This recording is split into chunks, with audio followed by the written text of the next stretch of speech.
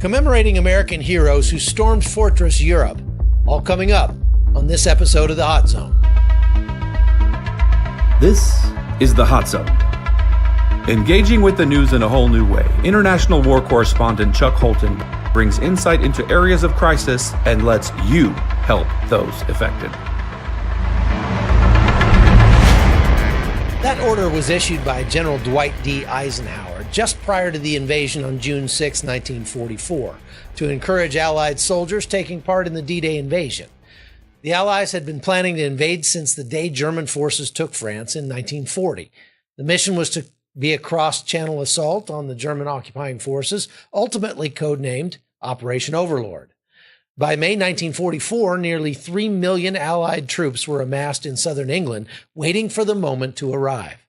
The largest armada in history, made up of more than 4,000 American, British, and Canadian ships, had assembled off the coast, and more than 1,200 planes collected at airfields across the country of England. Against a tense backdrop of uncertain weather forecasts, disagreements in strategy, and related timing dilemmas, Eisenhower decided before dawn on June 5th to proceed with the mission. Later that same afternoon, he scribbled a note intended for release, accepting responsibility for the decision to launch the invasion and full blame should the effort to create a beachhead on the Normandy coast fail. Much more polished is his printed order of the day for June 6, 1944, which Eisenhower began drafting months earlier. The order was distributed to the 175,000-member expeditionary force on the eve of the invasion. So this week marks the 75th anniversary of the invasion of Normandy, and hundreds of thousands of people are expected to travel to the D-Day beaches for various ceremonies to remember the event and those who died. Speaking of casualties, to this day there does not exist an official count of D-Day casualties. The main reason for that was the simple fact that keeping track of 2.8 million troops is almost impossible to begin with. What we do know is this: over 37,000 Allied ground troops and another 16,000 airmen were killed during the Battle of Normandy, which includes the D-Day landings. Think about that. 53,000 men died liberating one part of France from the Nazis, and they were the winning side. It's estimated the Germans lost more than 200,000 men. The invasion was the beginning of the liberation of Europe, and it's something worth remembering. This week, I'm making my way to Afghanistan to spend some time with U.S. troops who are carrying the torch for those heroes from World War II. The world has changed a lot in the intervening 75 years, but one thing that hasn't changed is the necessity for good men to stand up to evil, even at the cost of their own lives and safety. So for the next few days, I'm going to bring you some special interviews and speeches and stories of heroism centered around the Normandy invasions, and I hope you'll enjoy them. Many of these interviews came from my friends over at the Defense Visual Information Distribution Service, or DVIDS as they call it, and they have my gratitude for collecting and saving these speeches and interviews for posterity.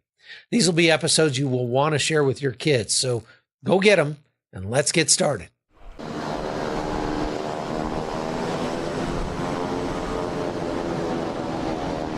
This is the airplane that led the D-Day invasion. It's the number one ship in Normandy on June 6, 1944. It left from an airbase near London called Greenham Common. It made the round trip to the beaches and back. Somebody found the tail number, traced it down and found it in I won't say a junkyard, but it was in a restoration yard in Oshkosh, Wisconsin. And they were lucky enough to get it before it was cannibalized and turned into another airplane. It's unbelievable to think that all those men were in that plane also, and to hear the stories and know some of the people that came back. Well, it's going to be quite an operation. We're going to meet several other airplanes in Oxford, Connecticut in the middle of May. We'll do a flight around the Statue of Liberty and then head to Goose Bay, Labrador. After Goose Bay, we're going to cross to Greenland, make a fuel stop, Iceland, overnight, then down to Scotland, Duxford, England. So other airplanes are going to meet us in Duxford, as many as 40 C-47/DC-3 types, and we'll drop troopers over the beaches of Normandy on June 6th. It's going to be historic. It's emotional. It'll be the last big gathering.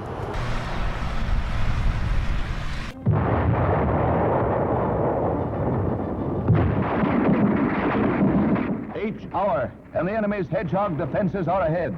This is the supreme moment of invasion. This is frontal assault on an entrenched enemy.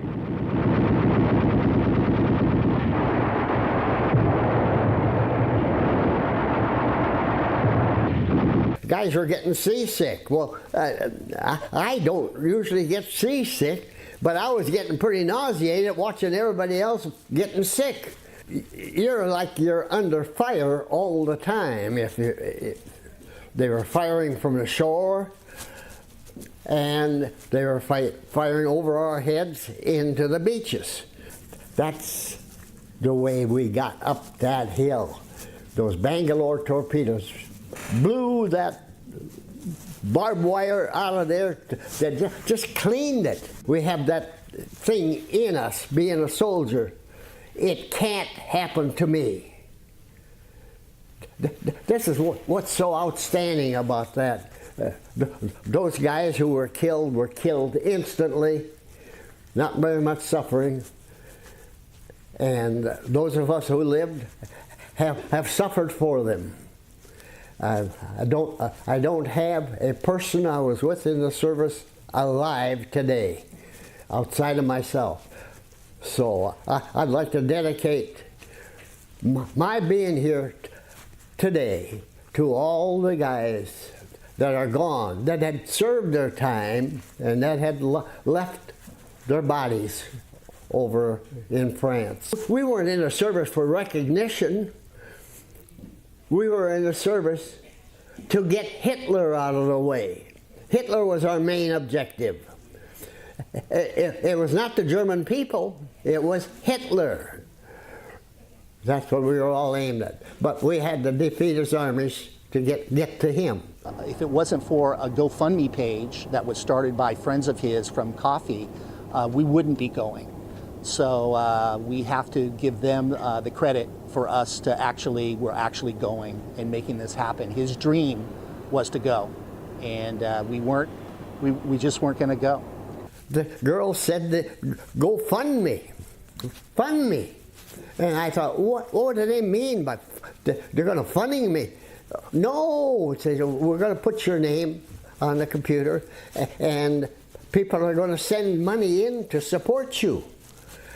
I said, you know, I could take a chair out of this bagel shop and set it out front and have a tin cup, and I'll bet you I receive more money in that tin cup than they'll do on that GoFundMe. I apologize. $12,000 and they only asked for 10. To me, it's almost the cherry on top of his whole life. It is so incredibly important to him. He is so proud to go back and pay homage to his fallen comrades and his buddies, as he says. I'm writing a book, and I've got it all written except the trip back is going to be the final chapter of the book. And the name of the book is The Luckiest Man in the World. In the early hours of 6 June 1944, as the landing craft approached the shoreline of these beaches, ramps dropped and the enemy unleashed hell on earth. Enemy fire rained down upon wave after wave of soldiers as they struggled to shore. In those moments, heroes were born, sacrifices were endured, and the ground upon which we stand was made sacred to us all. Lieutenant Jimmy Monteith from Virginia was a young leader leading soldiers on the shoreline 73 years ago. He landed near Colville with the initial wave of American soldiers under very heavy enemy fire. In the first critical moments of the attack, Lieutenant Monteith could be seen running up and down the beach, rallying his men to assault the seawall. Monteith and his men persevered, forcing the enemy aside. And with that land secured, Monteith tenaciously retraced his steps back across that open field to the beach, where he found 2 tanks and their crews desperate to aid in the fight. The young lieutenant led his men to capture an advantageous position on a nearby hill. He supervised the defense of this newly won and hard-fought site against vicious counterattacks. The enemy's counterattacks continued, and Monteith and his unit were eventually surrounded. And while courageously leading his men's fight to safety, he was killed. This story of courage, gallantry, and intrepid leadership is one of 9,387 stories that rest here within this hallowed ground. On Memorial Day, we honor the men and women who died while serving the armed forces. This accounts for over 1.2 million service members from the time of the American independence to the ongoing conflicts in Afghanistan, Iraq, and Syria. Today is a day to renew our pledge to assist those for whom liberty is threatened and to free the oppressed. In doing so, this land and those buried here may gain a sense of our gratitude, and these actions will give further meaning to their sacrifice. And most of all, in this hallowed place that symbolizes the bond between the French and the American people, let us never forget the importance of friendship. Let us never forget the importance and strength of our alliance, and let us never forget that when people from France and America fight for the common purposes of liberty, equality, and fraternity, all is possible.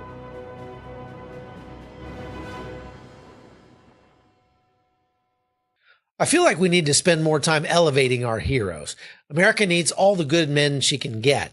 And when one gives his life like that, we need to make it a very big deal. You know, as the Bible says, greater love has no man than this, that he lay down his life for his friends. When I was in the Army, I had to deal with people asking me sometimes how I, as a Christian, could condone and even possibly participate in war. And so to answer that question, I memorized part of this quote by John Stuart Mill, and it helped me so much, I'm going to quote it verbatim for you as we end this episode of the podcast. So thanks for watching, and I'll see you back again tomorrow. It goes like this. War is an ugly thing, but it's not the ugliest of things. The decayed and degraded state of moral and patriotic feeling, which thinks nothing is worth a war, is much worse. When a people are used as mere human instruments for firing cannon or thrusting bayonets in the service and for the selfish purposes of a master, such war degrades a people. But a war to protect other human beings against tyrannical injustice, a war to give victory to their own ideas of right and good, and which is their own war, carried on for an honest purpose by their free choice, is often the means of their regeneration. A man who has nothing for which he is willing to fight, nothing which he cares more about than he does about his own personal safety, is a miserable creature who has no chance of being free, unless made and kept so by the exertions of better men than himself. As long as justice and injustice have not terminated their ever-renewing fight for ascendancy in the affairs of mankind, human beings must be willing, when need be, to do battle for the one against the other. The Hot Zone is produced by Amy Holton and Livefire Media. Copyright 2019.